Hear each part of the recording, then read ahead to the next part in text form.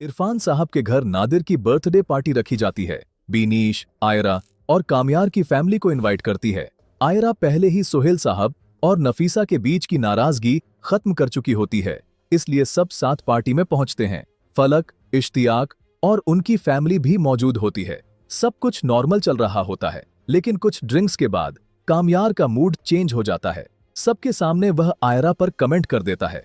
जब आयरा कामयार के पास बैठकर उसकी ओर स्माइल करती है, तो कामयार नशे में होने की वजह से आयरा की इंसल्ट कर देता है। वह कहता है, ज्यादा स्माइल करने की जरूरत नहीं है और हर जगह ड्रामा करना जरूरी है क्या? मैं कभी नहीं भूल सकता जो कुछ तुमने मेरे साथ किया था। माहौल अचानक अजीब हो जाता है।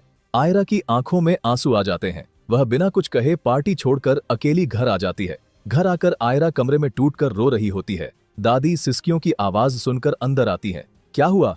कामयार कहाँ है? आयरा सब सच बता देती है। दादी का गुस्सा फूट पड़ता है। दादी कहती हैं, वह माफी मांगे बिना नहीं बचेगा। दादी के जाते ही आयरा फैसला ले लेती है। वह अपना सामान पैक करती है और घर छोड़ देती है। आयरा सीधा इरफान साहब के पास नहीं जाती। सेल्फ रिस्पेक्ट के चलते वह एक होटल में रूम ले लेती है। जल्दी ही इरफान साहब को पता चल जाता है। वह तुरंत होटल पहुंचते हैं। चाहे मैं नाराज हूं, लेकिन तुम मेरी बेटी हो। वह आयरा को घर ले आते हैं। उधर कामयार नशे में घर आता है और सो जाता है। अगले दिन होश आता है तो उसे सब याद आता है। मैंने क्या कर दिया? वह सीधा इरफान साहब के घर पहुंचता है।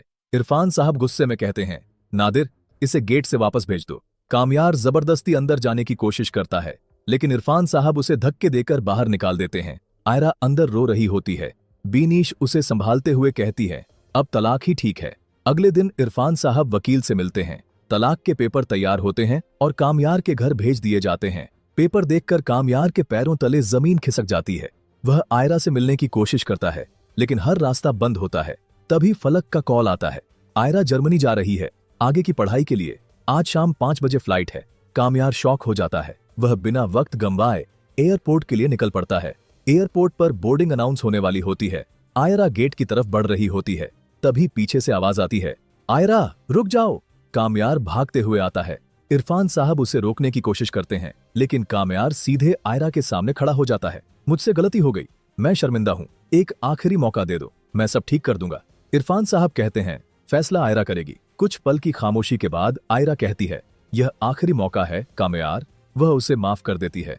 दोनों घर वापस आते हैं। दादी आयरा को देखकर इमोशनल हो जाती है। अगर तुम वापस ना आती तो मैं कामयार से कभी बात ना करती। कामयार झुककर माफी मांगता है। इस बार सब समझ जाते हैं, रिश्ते अहंकार से नहीं जिम्मेदारी से चलते हैं। क्या आयरा का फैसला सही था?